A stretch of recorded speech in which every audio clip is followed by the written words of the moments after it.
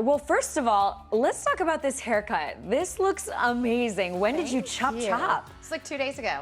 We are fresh, ET exclusive. The haircut has happened. It's like my Laura Croft badass 2020. I'm here for it. Bring it on.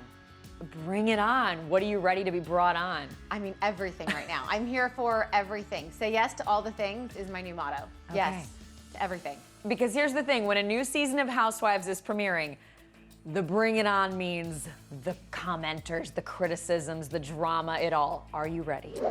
Honestly, that is such a small part of my life and what I'm dealing with right now. It's like, oh, if you actually know what's going on, that's such a small thing. Like, okay, whatever. You know, what I went through, 8 months ago now when we started filming, I've already gone through that. I've already dealt with that. I'm already on to new dramas, new disasters. What are the new disasters? You know, our life is crazy. And even though I feel like we all took a pause in 2020, for some reason my life seems to be on a fast forward.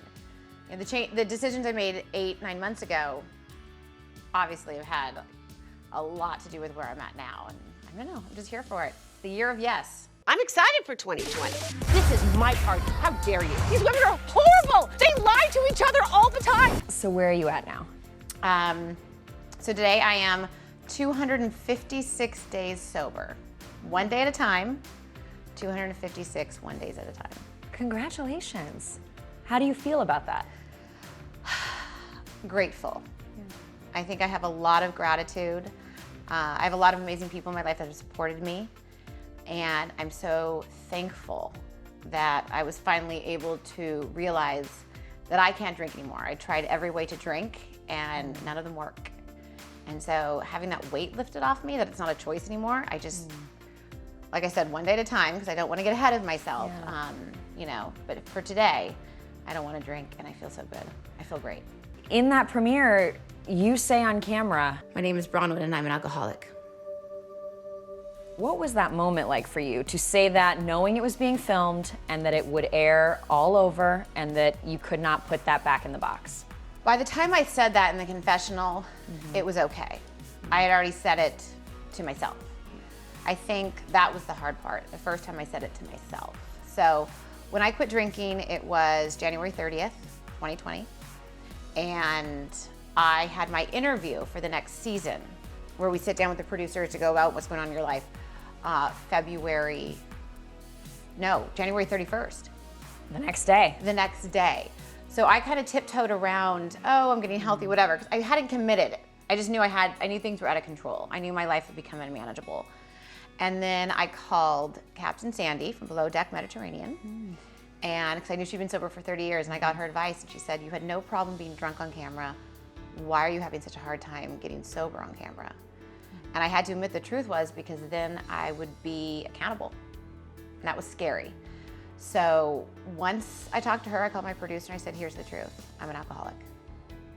I've struggled with this for many years. This is not my first time trying to get sober. I went to rehab 10 years ago.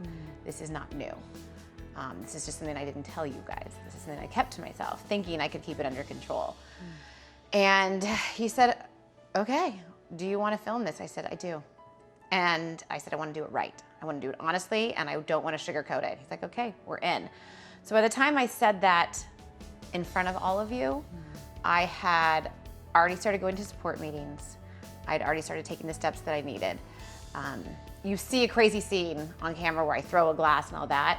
That was my rock bottom. That was 30 days sober. I hadn't gone to get any help yet. I thought I could do it on my own. And you see that day, the progression. I tried to kick the cameras out of the house. I mean, I really tried. And they followed me that whole day. And they are integral in me getting to my first self-help meeting and me getting sober and staying sober. Wake up! You're a slap at your wow one! Goodbye. You, Jesus! You! When you say that you throwing that glass, because that moment's in the trailer, you throwing that glass, we've seen it, that was your rock bottom. What made that your rock bottom? And did you go have a drink that day? Was that a relapse day? No, I was 30 days sober, and my sobriety date hasn't changed, but I had not asked for help. I really wanted to do it on my own. I was nervous to go to a self-help meeting. I was nervous I'd be recognized. I had shame around it. I had a hard time walking through those doors. That day, in retrospect, I shouldn't have gone. I shouldn't have gone in the state I was to a party where everyone was tequila tasting, where people were, I shouldn't have gone. I shouldn't. And looking back, I know that.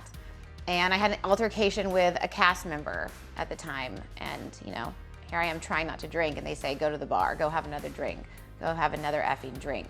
That's what you always do. And that sent me over the edge when I'd been trying so hard to stay sober and keep it together. Those words, and I just said, that's when I threw the drink and said, F you. Did they know you were trying to be sober at that point? No, the person who said it to me, Gina, did not. Okay. She did not know. If she had known, there's no way she would have said that. She had no clue. A couple of the other cast members I'd told at the time, but no, she did not know. So what place are you two in now? Have you moved past that? We've moved past that. She's actually was probably the most supportive of a lot of things. So, you know, getting sober was alcohol, like drinking was the way that I dealt with things. Mm-hmm. That wasn't the only problem. So obviously when you get sober, you uncover a lot of other things, and it's a journey. And she's been very supportive. Currently, I'm not speaking to anyone on my cast for different reasons. But, you know, I think when you go through a change like this, it's uncomfortable for people. It sounds like the crew and the cast knew some of it, but not all of it. Yes. Okay. I mean, that's one thing I think that's pretty typical with addicts, is that we're really good at hiding things that we don't want people to see. You do that moment with Emily. You're very emotional in that conversation. So is your goal going forward to never drink again? I don't think I can ever drink again. Okay. And I honestly can say that that scares the shit out of me. But yeah, it has to be forever. When you do think about maybe what your emotional rock bottom was, what moment comes to mind? Shannon's party, that glass throwing. That was, and what led, and the moments after. So I leave the party, I walk home, since we're so close. I say, get the F out of my house. I'm spiraling. I was spiraling fast. And if the crew hadn't have been here, I know without a doubt I would have had a drink that day. I know that. So we've interviewed Shannon recently and Emily recently, and they both called you out on your authenticity in our interviews. And the Love Shack came up. I think Shannon said she thought it was all fake, and they think that you are not being authentic. And you're sitting here talking to me and you're saying I'm an open book. So yeah. What would you say to the two of them about that? I think it's hard for them because if I'm honest, then what they've said isn't real. So it's easier to cast doubt on what I'm saying than to take responsibility for some things they might have said. Like what? Well, you'll see in the season. You know, out of everything you can call me, and I will take it. One of the things about getting sober is you do have to do pretty hard inventory and look at yourself. So out of everything you can say, that's the one thing that you can't right now. I haven't told one lie this whole season. Okay. Like, not one. Not one. Who do you think is the biggest liar on the cast? Shannon. Really? Yeah. I think her words to me are, because she likes to do a lot of stuff off camera, is if you say anything, I'll deny it to the very end. And I'm like, I know, honey, you've done it to me. What's a lie that comes to mind? It was the silliest one. It was the thing about her saying Gina's house was sad. And it was such a little lie, but it became such a big deal because she just wouldn't own it. I'm like, this is nothing. Don't you dare accuse me of something that I did. Like during the season, I talk about getting sober. I talk about hitting my husband. Like, I mean, I go there. I talk about not being able to breathe. Like, when he's around. I mean, I have opened up things that even I was like, oh my God, what was I doing? You know, when I was in confessionals talking about it. And for something so small to become such a deal, that was just sad to me. It's not that hard to be honest. It's really hard to lie and then cover your tracks. So getting that into some of the darkness in your relationship with your husband, getting into just everything you've dealt with, what's one thing that you've learned about your marriage and about him, and what makes it work through all that? Honesty and communication. We had to have some really hard, long talks. And don't get me wrong, this has not been easy. I mean, you know, all his belongings might have ended up in front of the house a while ago. Oh, how long ago? You know, like all those rumors, I know where they were coming from. They weren't based on nothing. Obviously, whenever you hear something, it's usually, there's a grain of truth to almost everything that's out there about me. So we've definitely had hard times. So for us, sometimes we have to blow everything up to patch it back together. Where are things with you guys right now? I mean, it's been a struggle. And I will say that when someone in your family gets sober, alcoholism is a family disease. It's affected him, it's affected the kids, especially the older ones, because they have gone down this road with me before. This is not their first time. The little ones are a little more insulated from it, but you know, he has his own self-help program that he's working, you know, that deals with enabling and living with an alcoholic. And you know, we're definitely finding a new normal. Our roles have changed. You know, he's not the babysitter, he's not taking care of me right now. And so we're finding a new normal. We're renegotiating the terms of the contract when it comes to our marriage, for sure. Okay. You know, like we're What does that mean? Do you consider yourselves to be together right now? Are absolutely. you? Okay, you are. We Okay. are. We will be married forever. We have 100% faith that we're going to grow old and raise our grandkids and great grandkids together. That being said, do we have to fall into the social norms that everyone else does? No. And you haven't. You've been very open on the show. No, so we're doing it our own way. And that's why I said modern marriage. You know, there was a lot of information out there that we were divorcing, which is not true. We're not divorcing. But are we redefining what marriage is to us? Yes, we are. We're gonna see COVID play out. They have shut the entire country down. They're stopping production. You're supposed to be 6 feet apart. No, sit down, put your head between your knees. What was it like for you guys to film? Because I feel you guys were filming, things are a little calmer now, but when Right. you were filming, it was scary and we knew even less, and it just seems really intense. It was intense. I had my kids coming back home. I had 8 kids because Bella brought her boyfriend from college. We went in full lockdown. Only Sean would go for groceries.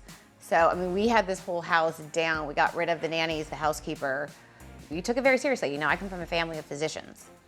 So we were following all the safety protocols, and I mean, it was scary. Well, and Kelly Dodd certainly got herself in a lot of controversial conversations over the You summer. think? Yeah, I mean, not that that's new for her, and she brings a lot of story. I wondered what you thought of her just being in all those conversations. I mean, the fact that she didn't take COVID seriously, that I didn't understand that. I mean, leaving your daughter during a global pandemic was weird to me. I can't imagine that. But the main thing for me was when we really got into it over Black Lives Matter.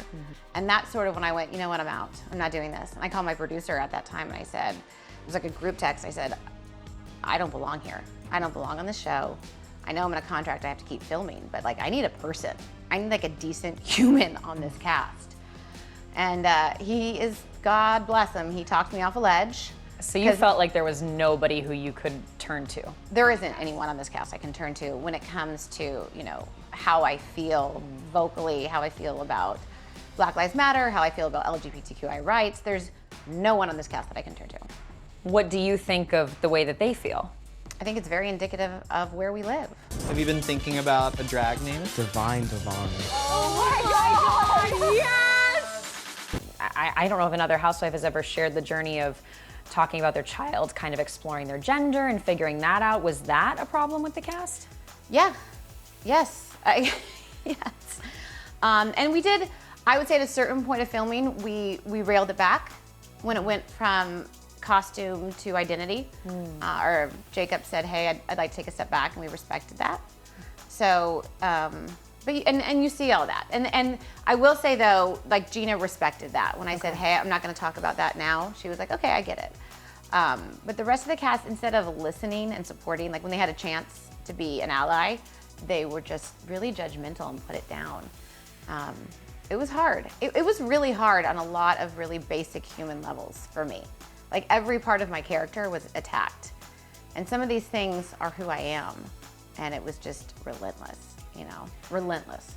So that's why you're not speaking to any of them now, or did additional stuff happen? Mainly it's just, you know, I'm so where I'm at right now. I think when you get sober, you learn how to put healthy boundaries, and you learn what to expect from people and what you'll put up with, and how to kind of protect yourself. And like, I know my worth. I know what I contribute to a relationship and a friendship, and I'm not gonna settle for anything else.